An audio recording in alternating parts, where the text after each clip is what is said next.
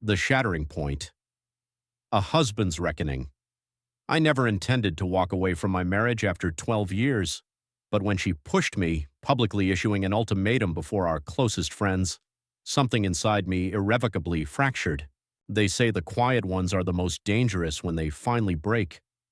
That night I discovered what I was truly capable of, and it terrified everyone, most of all her. That night I reclaimed my courage and my life. My name is Travis Sutton, 39 years old, and for 12 years I was married to Veronica. We met on a corporate retreat in Colorado, one of those nightmarish team-building exercises where they make you fall backward into a colleague's arms. She caught me. I remember her hands solid and unwavering. That was Veronica, beautiful, self-assured, unstoppable once she set her mind to something. Back then, we were the couple everyone envied, the office's power duo. We'd stay up late, our future plans woven between kisses, charting the trajectory of our careers, our dream house with a wraparound porch, 2 children, a boy and a girl, of course. We had it all mapped out. Funny how life has its own designs. The miscarriage changed everything. It changed us. It was early, just 11 weeks, but it tore through our perfect map like a tornado. I yearned to talk about it, but Veronica wanted to pretend it never happened. She buried herself in work, climbing the corporate ladder with an obsession that left no room for grief, or for me. I remember the morning I first felt the distance between us. No dramatic slamming doors or raised voices. Just Veronica at the kitchen island, scrolling through her phone as I spoke of a weekend trip to her parents' country house. I trailed off mid-sentence, realizing she wasn't listening. She looked up, blinked, and asked me to repeat myself, but her gaze was already drifting back to the screen. "Never mind," I said. "It wasn't important." She gave a distracted nod and returned to whatever email held her captive. I stood there holding 2 coffee mugs, feeling as though I had suddenly become invisible in my own kitchen. My buddy Marcus saw it before I did. We were watching a Patriots game at his place when he asked how things were at home. I gave the standard, "Fine," the one men utter to each other when they don't want to talk about it. "You sure?" he pressed, his eyes still on the screen. Veronica's been different lately, withdrawn. I remember feeling as though he'd insulted her. She's just busy, big merger at work. Marcus nodded, took a swig of his beer. "There's always a big merger, Travis." I changed the subject, but his words lingered because he was right. There was always something. A client emergency, a business trip, a late-night meeting.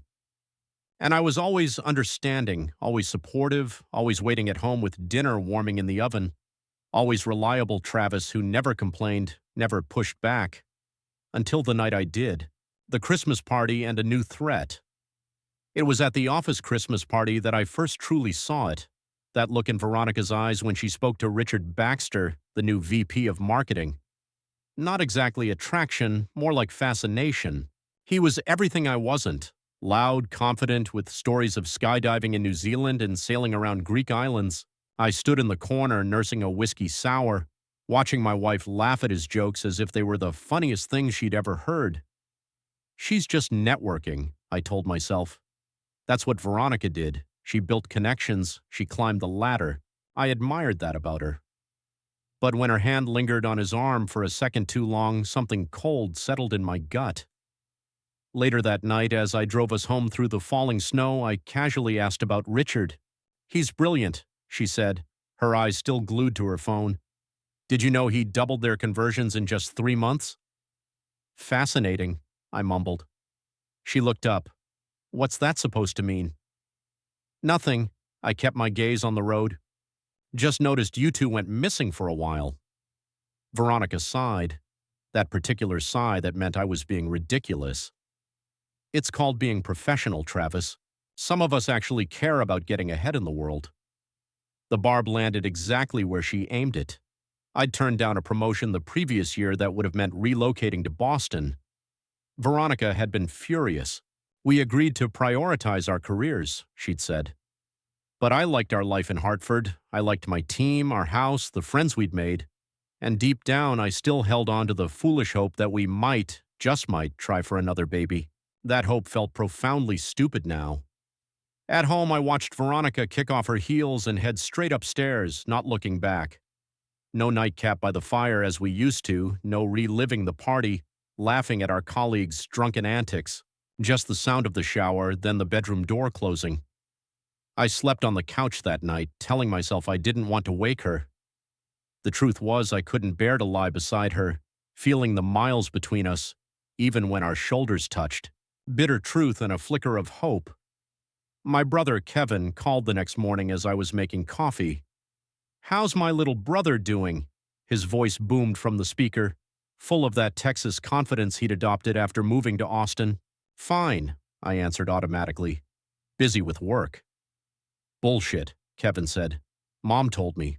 Veronica didn't even call her for her birthday." I closed my eyes. She's been really busy with this new product launch, too busy to make a 5-minute call to her mother-in-law, the woman who helped pay for your wedding. I had no answer for that. Kevin's voice softened. "I'm coming up for a conference next month. Let's grab a beer, just us."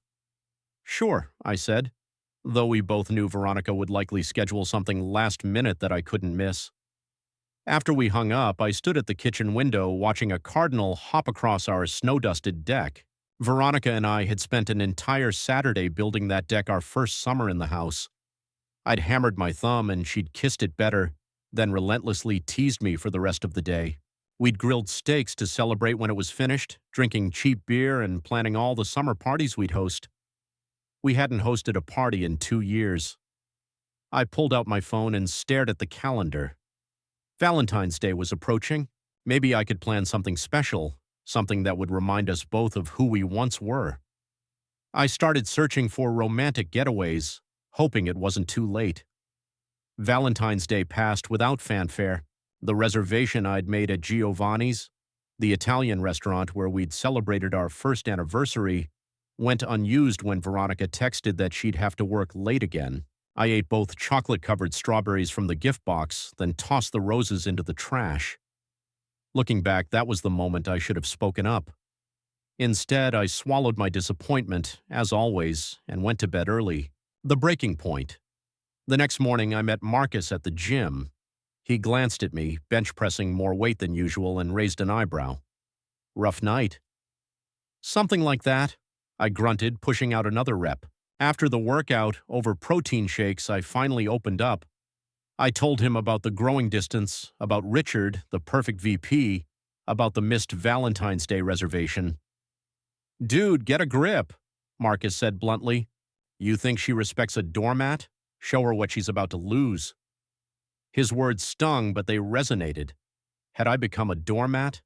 What had I stopped standing up for myself, for us? That weekend, I did something I hadn't done in months. I booked a cabin in the Green Mountains. No asking permission, no checking schedules.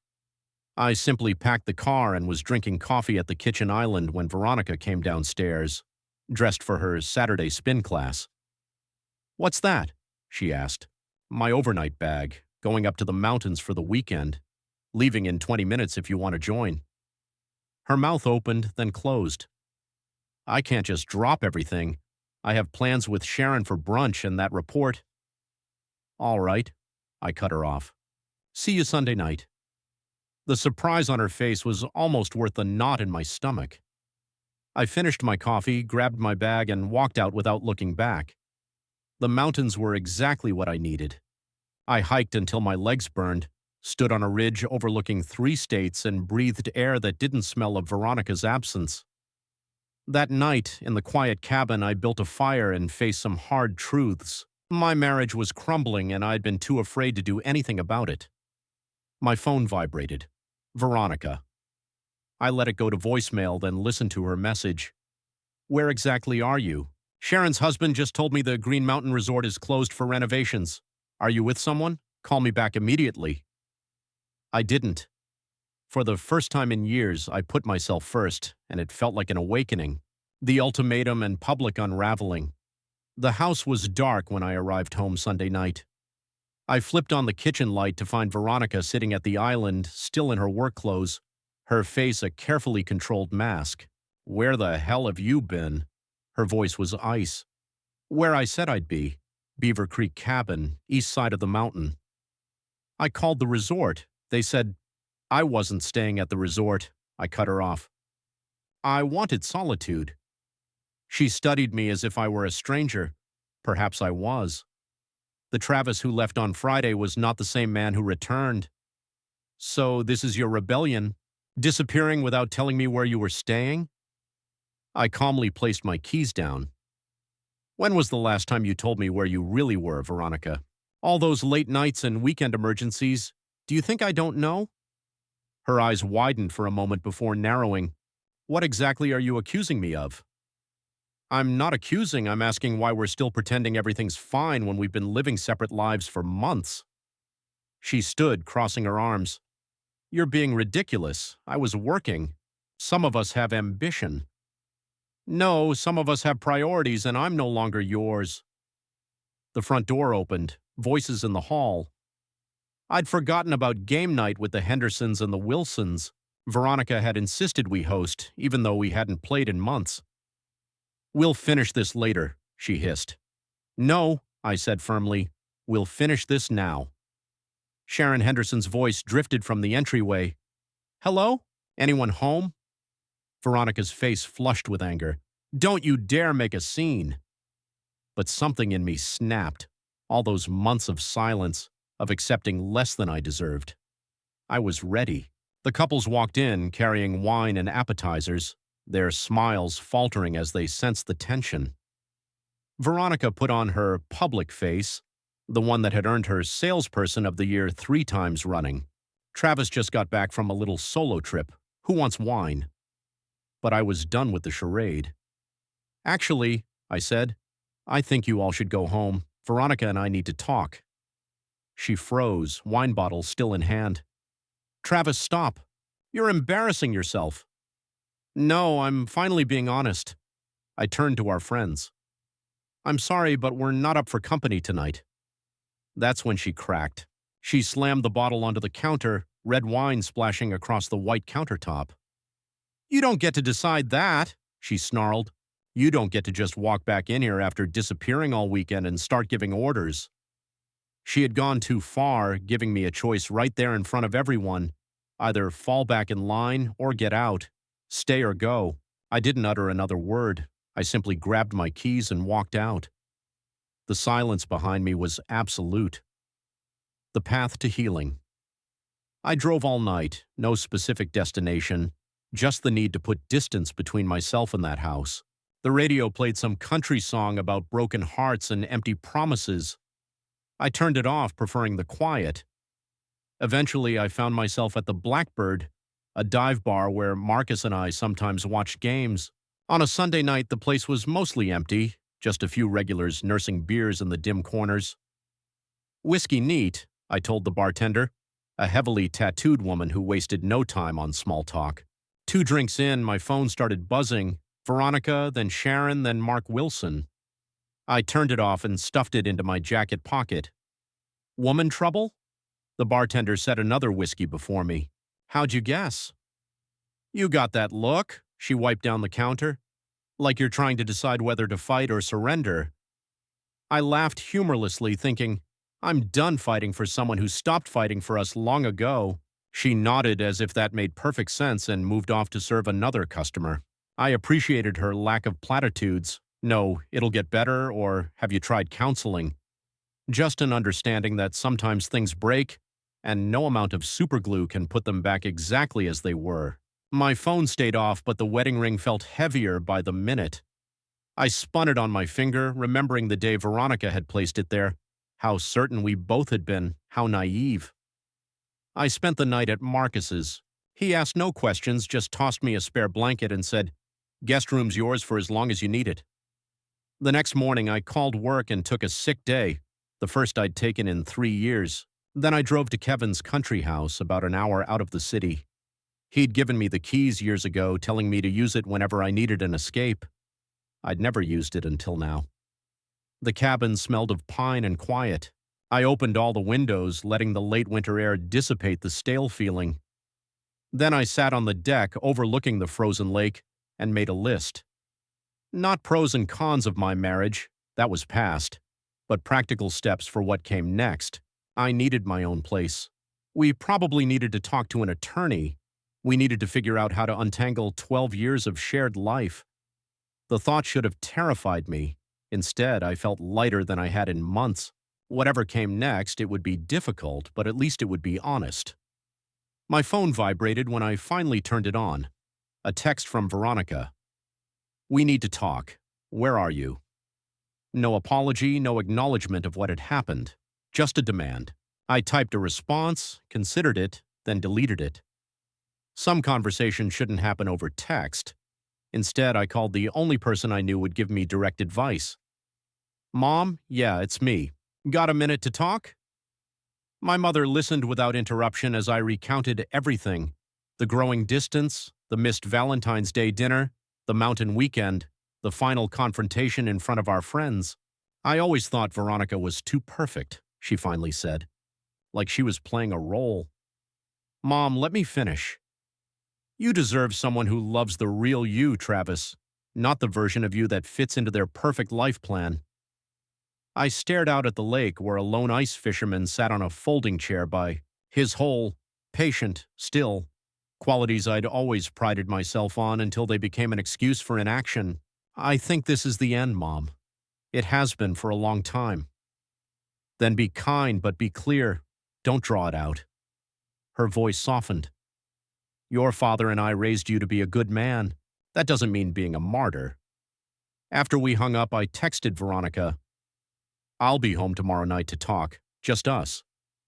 Her reply came immediately, "I've been so worried about where you are." I didn't reply. For the first time, I didn't feel the need to explain myself. Reconciliation and a new chapter. The next day, I drove back to Hartford with the windows down despite the chill. Johnny Cash was on the radio singing about heartache and redemption. I felt purged, purified by the difficult decisions to come. The house was dark except for the kitchen light. Veronica sat at the island, her makeup perfect despite the late hour, her fingers wrapped around a teacup she wasn't drinking from. "Where have you been?" No greeting, no relief at seeing me. "Kevin's country house." Needed time to think. She pursed her lips. "You embarrassed me in front of our friends." Not "I missed you" or "I'm sorry," just concern for appearances as always. I set my keys on the counter. "I'm moving out, Veronica." Her eyes widened. This wasn't the script she'd prepared. "Don't be dramatic. We had a fight. Couples fight." "We haven't been a real couple in a long time." My voice remained calm. "We're just two people sharing an address." "Is this about Richard? Because nothing happened." "This isn't about him. This is about us. About how you light up around him, at work, around everything but me." She suddenly stood, defensive. "So I'm passionate about my career. That's a crime now?" "No, it's not." I shook my head.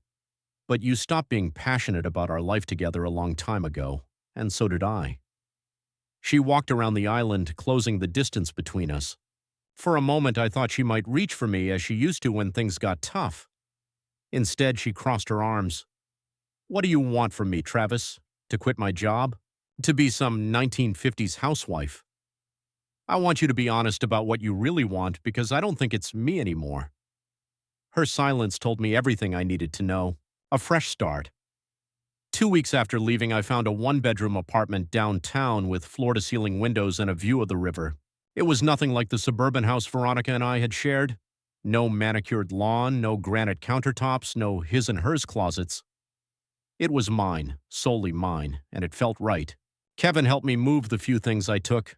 Clothes, my grandfather's armchair, my record collection that Veronica had always hated.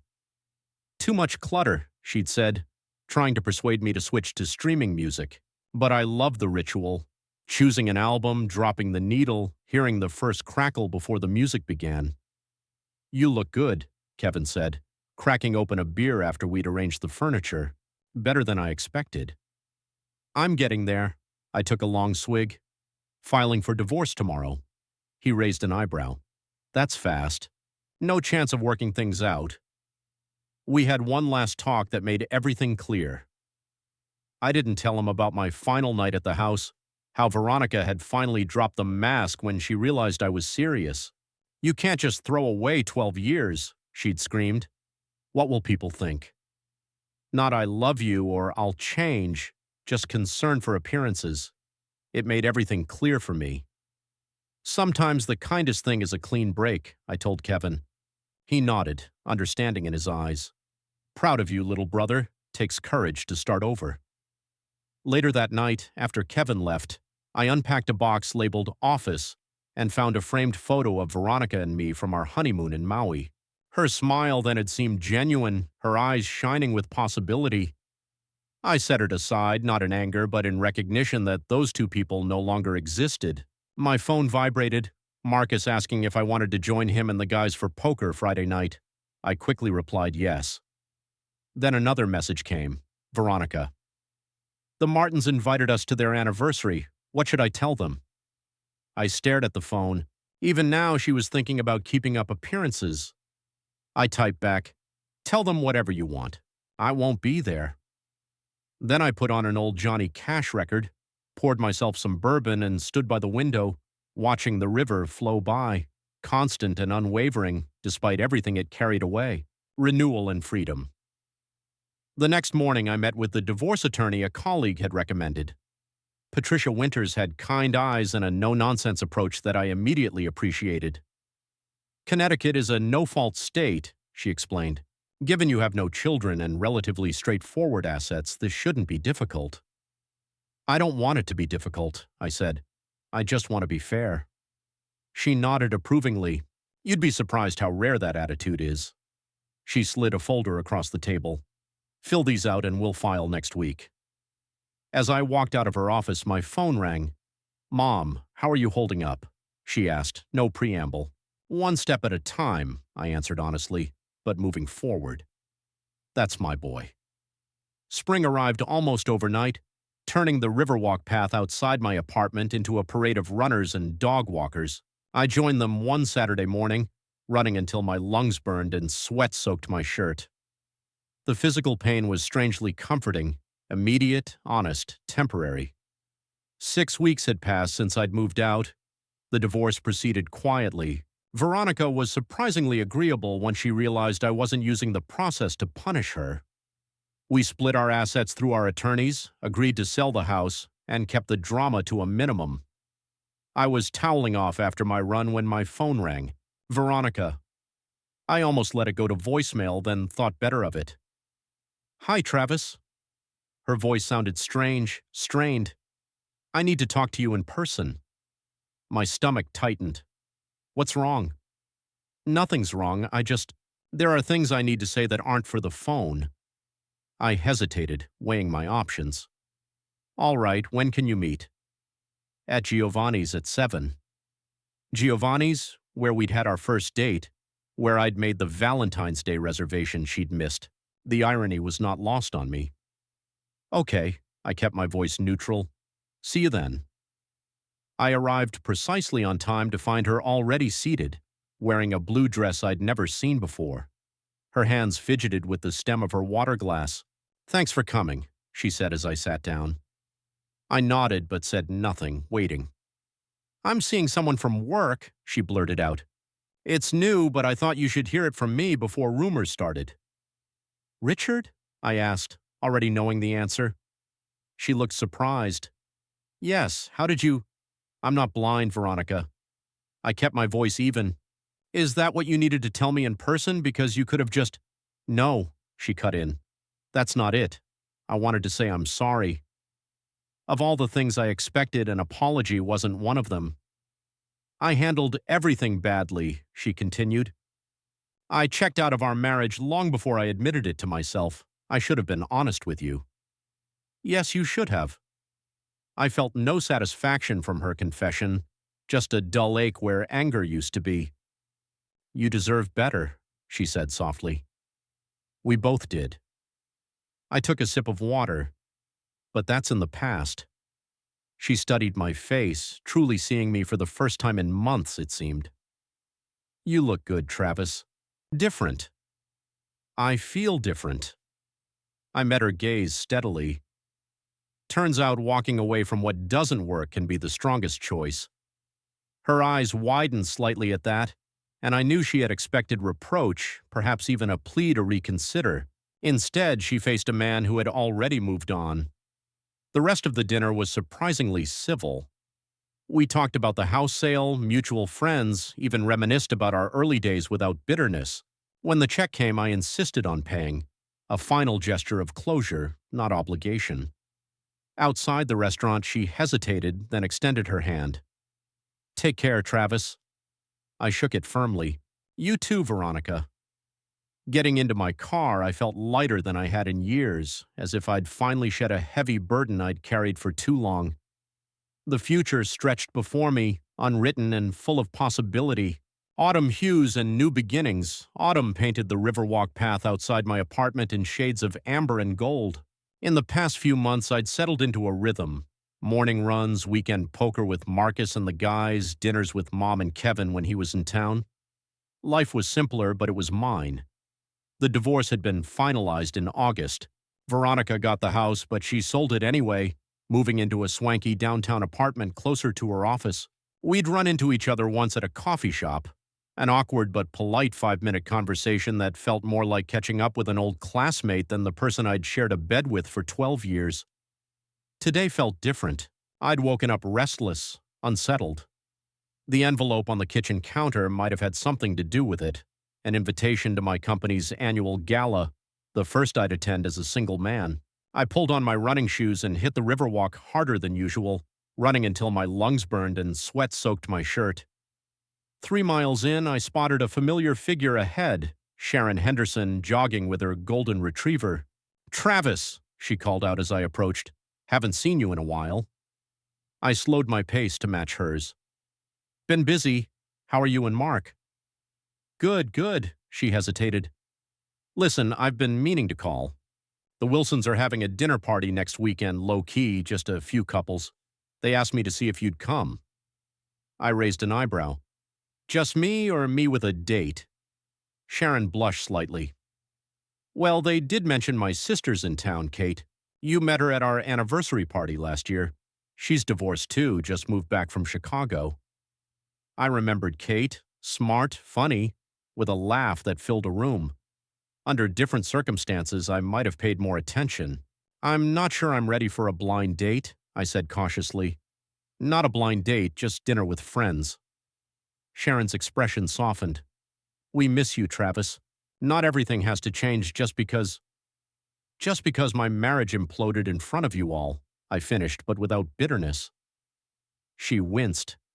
"We don't see it that way." I thought about it. Hiding away from social events wasn't going to help me move forward. "What time should I be there?" Sharon's face brightened. 7. Bring that bourbon Mark likes." Later that day, showering after my run, I thought about Kate Henderson, about the possibility, about how for the first time since the breakup, the idea of meeting someone new didn't feel like a betrayal or an impossibility. My phone vibrated with a text as I was getting dressed. "Kevin, got tickets to the Patriots game next Sunday. You in?" I quickly replied, "Wouldn't miss it." The rest of the day settled into a comfortable routine: grocery shopping, laundry, meal prepping for the week ahead. Simple tasks that once in my marriage would have been debated or delegated were now simply part of my life. As evening fell, I poured myself a glass of bourbon and stepped onto my small balcony. The river flowed below, constant and changing all at once, just like me. A deep and honest connection. Dinner at the Wilsons was nothing like I'd expected. No awkward silences, no pitying glances. Just good food, easy conversation, and genuine laughter. The kind that comes from people who've known each other long enough not to waste time on small talk. Kate Henderson proved to be even more engaging than I remembered. A literature professor with a sharp wit and a refreshing directness. She asked about my divorce, not skirting around it. "Mine was a disaster," she confessed over dessert. "He cheated on me with my department head, made all faculty meetings unbearable." "Mine just faded," I said, like a photograph left in the sun too long. She nodded, understanding in her eyes. "Sometimes that's harder. No villain to blame, just two people who couldn't find each other anymore." After dinner, we exchanged numbers with the easy nonchalance of two people with no expectations but open possibilities. 2 weeks later, I asked her to dinner, then to a concert the following weekend, then for a hike in the state park. Each day felt like discovering new rooms in a house I thought I knew completely. True happiness. On a crisp November morning, 6 months after I'd walked away from my marriage, I found myself back at the Blackbird, the dive bar where I'd sought refuge that first night. This time, not to drown sorrows, but to meet Kevin before a Patriots game. "You look good," he said, studying me over his beer. "Really good." "I do," I realized. "Took a while, but I'm getting there." "And this woman, Kate, she's part of that?" I smiled. "Part of it, yeah, but not all of it." I took a sip of my beer. Had to figure out who Travis was on his own first. Kevin nodded approvingly. "Mom's impressed. She figured you'd be a wreck for at least a year." "Mom underestimates me." "We all did, little brother." He raised his glass. "To walking away when you need to, and to what comes next." "And I'll add to what comes next," I said as we headed for the stadium. My phone vibrated with a text from Kate. "Good luck to your Patriots. Dinner at my place later, making a killer chili." I quickly replied yes, a smile spreading across my face. The rest of the day settled into a comfortable routine: grocery shopping, laundry, meal prepping for the week ahead. Simple tasks that, once in my marriage, would have been debated or delegated were now simply part of my life. As evening fell, I poured myself a glass of bourbon and stepped onto my small balcony. The river flowed below, constant and changing all at once, just like me. Dinner at the Wilsons was nothing like I'd expected. No awkward silences, no pitying glances. Just good food, easy conversation, and genuine laughter. The kind that comes from people who've known each other long enough not to waste time on small talk. Kate Henderson proved to be even more engaging than I remembered. A literature professor with a sharp wit and a refreshing directness. She asked about my divorce, not skirting around it.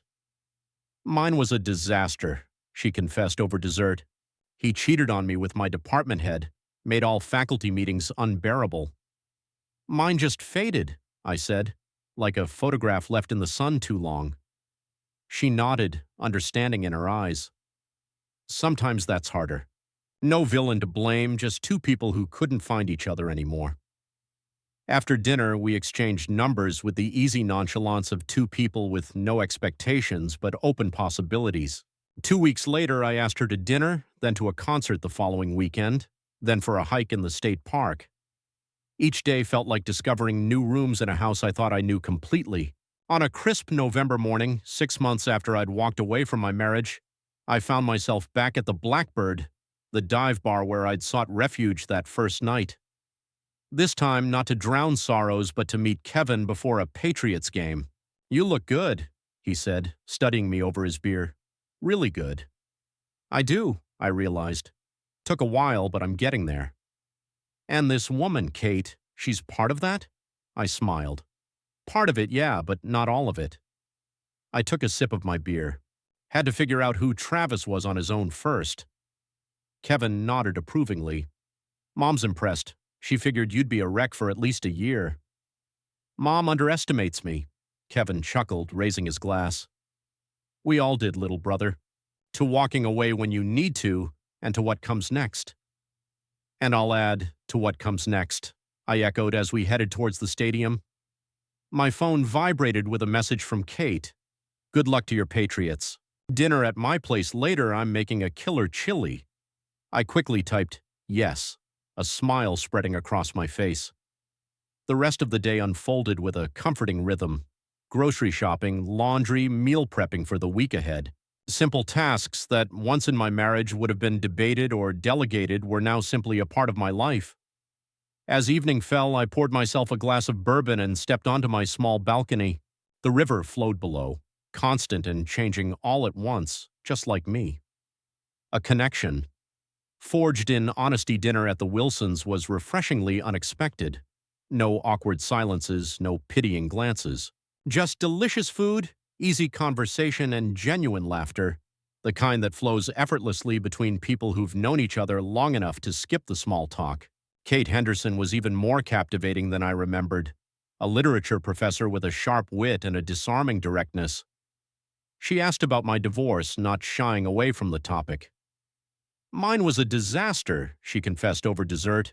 He cheated on me with my department head, made all faculty meetings unbearable. Mine just faded, I said, like a photograph left in the sun too long. She nodded, understanding in her eyes. Sometimes that's harder. No villain to blame, just two people who couldn't find each other anymore.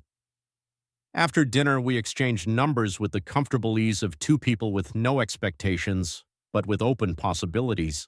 2 weeks later, I asked her to dinner, then to a concert the following weekend, then for a hike in a state park. Each day felt like discovering new rooms in a house I thought I knew completely. The embrace of true happiness. On a crisp November morning, 6 months after I'd walked away from my marriage, I found myself back at the Blackbird, the dive bar where I'd sought refuge that first night. This time, not to drown sorrows, but to meet Kevin before a Patriots game. "You look good," he said, studying me over his beer. "Really good." "I do," I realized. "Took a while, but I'm getting there." "And this woman, Kate, she's part of that?" I smiled. "Part of it, yes, but not all of it." I took a sip of my beer. First, I had to figure out who Travis was on his own.